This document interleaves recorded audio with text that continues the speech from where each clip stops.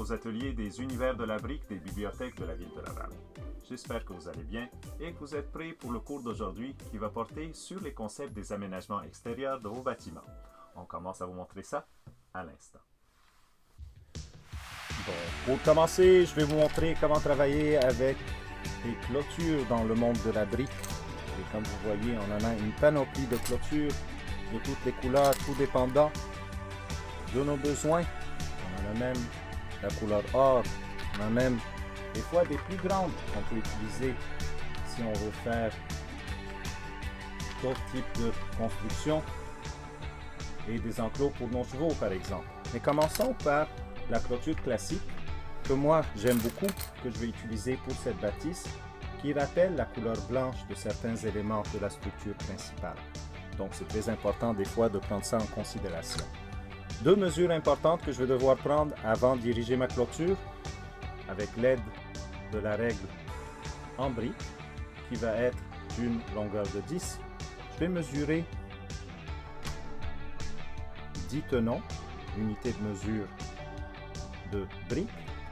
Et la deuxième mesure que je veux prendre, c'est que l'entrée de la bâtisse va être de 4 tenons. Donc, commençons par la clôture et on va la positionner des deux côtés, bien entendu, et qui va englober la totalité du carré parfait que j'ai devant moi.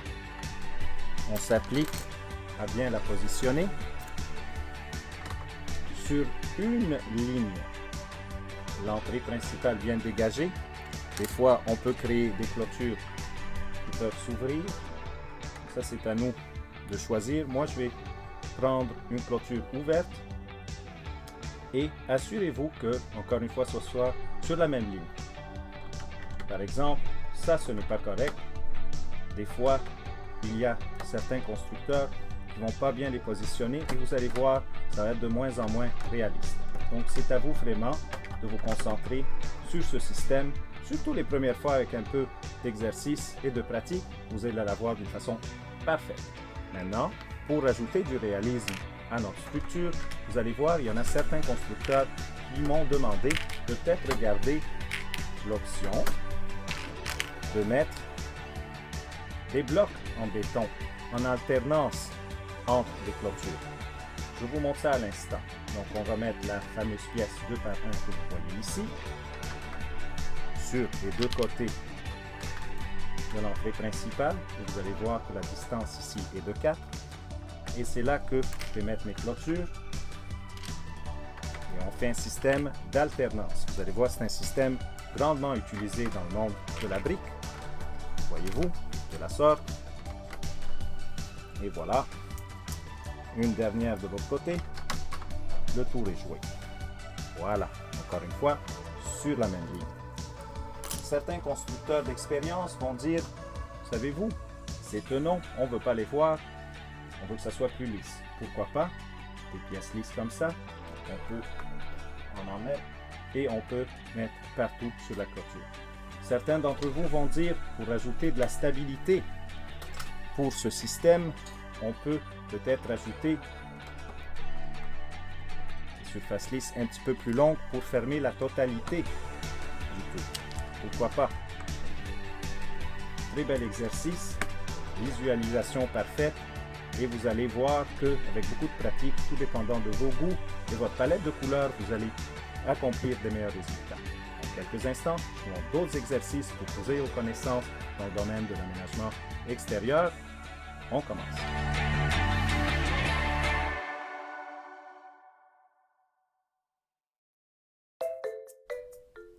Notre villa par pure magie change de décor et fait face à un grand lac pour le grand plaisir de ses habitants. Il ne leur manque qu'un quai pour bien en profiter de leur embarcation. On va construire un quai. On va montrer comment. À l'instant, première section d'enlever de notre clôture principale qu'on avait auparavant pour faire de la place pour des escaliers du quai qui vont être fabriqués par les fameuses 2x4, deux fois positionnés en système escalier. La hauteur du quai va être de 2 comme vous voyez ici pour donner assez d'espace aux embarcations qui vont venir s'y installer à côté. Donc je vous montre comment ça va fonctionner. Et notre deuxième bateau ici, 2 embarcations. Donc je vais vous montrer comment ça va fonctionner.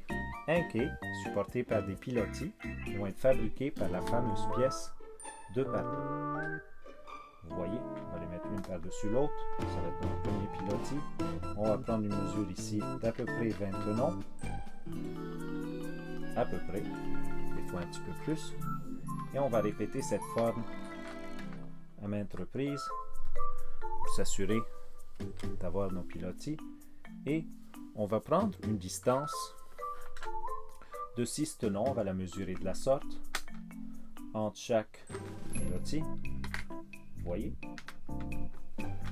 Donc, on peut utiliser des pièces de la sorte comme règle pour prendre nos mesures. Pourquoi pas, comme on l'avait fait auparavant. Et on commence à mettre les pilotis correctement. Voilà. S'assurer qu'il y ait un parallélisme et ils sont sur la même ligne. Et voilà. Ensuite, on va prendre des pièces aplaties de la sorte. Ça peut être, par exemple, je ne sais pas, des 6 par 4, des 6 par 6, tout simplement pour fermer le quai. Vous voyez? On s'assure de bien épouser la forme globale de cette façon. Et vous allez voir que la dernière pièce, il est très important qu'il y ait un léger relief. Vous voyez? Donc on va laisser cet espace ici. On va la placer ici. Et vous allez voir des fois, pour une meilleure finition, il y a certains qui vont vouloir mettre des pièces de la sorte lisses pour faire un petit peu plus beau. Pourquoi pas? Donc vous voyez comment ça commence à avoir une allure un petit peu plus réaliste. Voilà. Et voilà.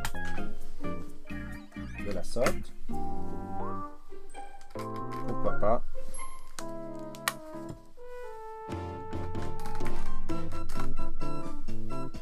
Et voilà notre quai. C'est pas plus compliqué que ça. Le bateau qui accoste ici.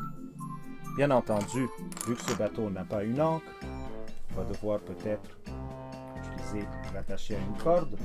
Et c'est pour ça qu'on va mettre des poteaux supplémentaires ici. Nos usagers vont tout de suite vers l'avant pour en profiter. Très beau système, très simple. J'espère que vous avez appris ces petits concepts pour les appliquer dans vos futurs projets.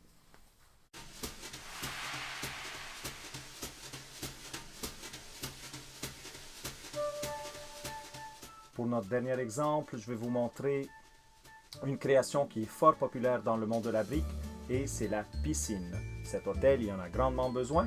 Les usagers, ils ont hâte de sauter là-dedans. Donc, je vous montre à l'instant comment la construire. Ça commence toujours avec les fameuses pièces 2 par 4 que je vais délimiter vraiment ma piscine avec ça. Donc, vous allez voir que vraiment, on va mettre les 2 par 6, les 2 par 8 et une combinaison des 2 par 4 pour arriver à nos fins. Donc on commence par la première délimitation de la sorte.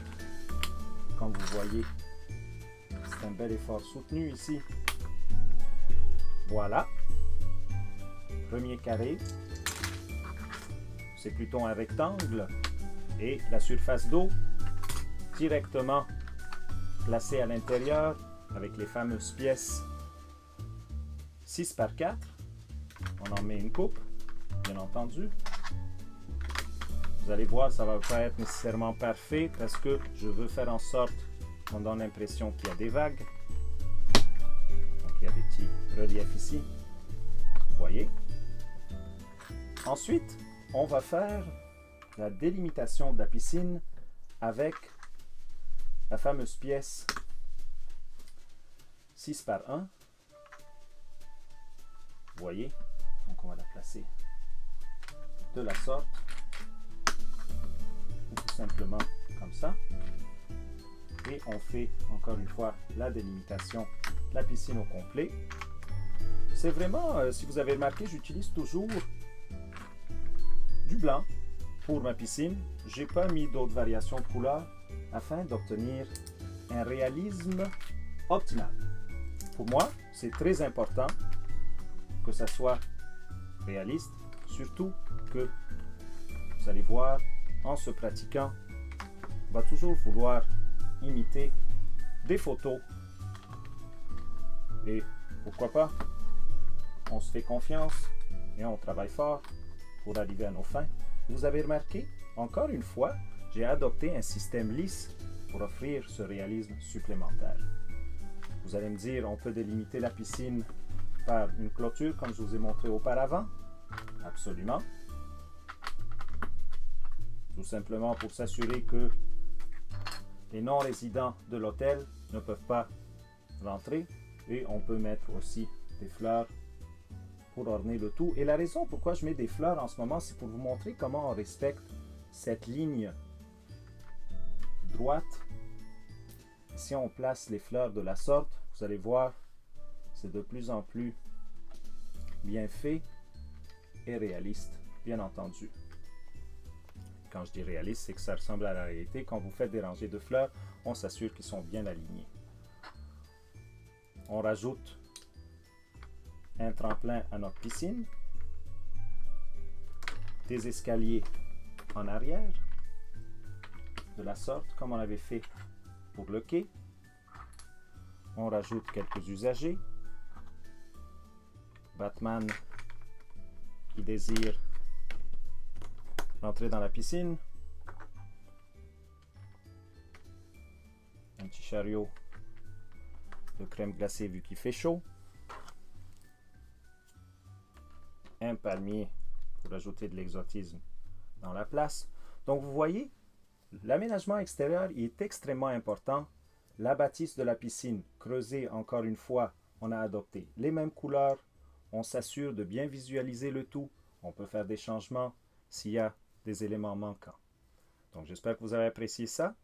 Dernière étape, on peut des fois ajouter du dallage extérieur. Du dallage extérieur, c'est vraiment très facile à faire. Je vous montre ça tout de suite.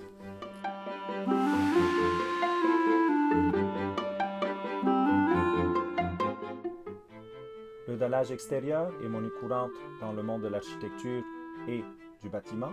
Donc je vais vous montrer devant la piscine. Ça s'avère très joli à faire ce genre de système. Et vous voyez, il y a une alternance de couleurs. Donc on va poser les pièces de la sorte. Ça c'est la meilleure technique pour le faire. Nos pièces brunes en premier et les couleurs plus claires par la suite. On ne peut pas se tromper. On prend notre temps de bien les faire. Et voilà. Excellent. Prochaine étape. La bordure. Vous allez voir que on peut tout simplement s'assurer de bien délimiter le dallage pour qu'il y ait une belle terrasse à l'extérieur. Et voilà, le tour est joué. C'est excellent. Merci d'avoir participé et visionné la leçon d'aujourd'hui et merci pour les bibliothèques de la ville de Laval. N'oubliez pas d'aimer et partager la vidéo avec vos amis et s'abonner à la chaîne YouTube de la bibliothèque pour voir nos prochaines vidéos. Au revoir.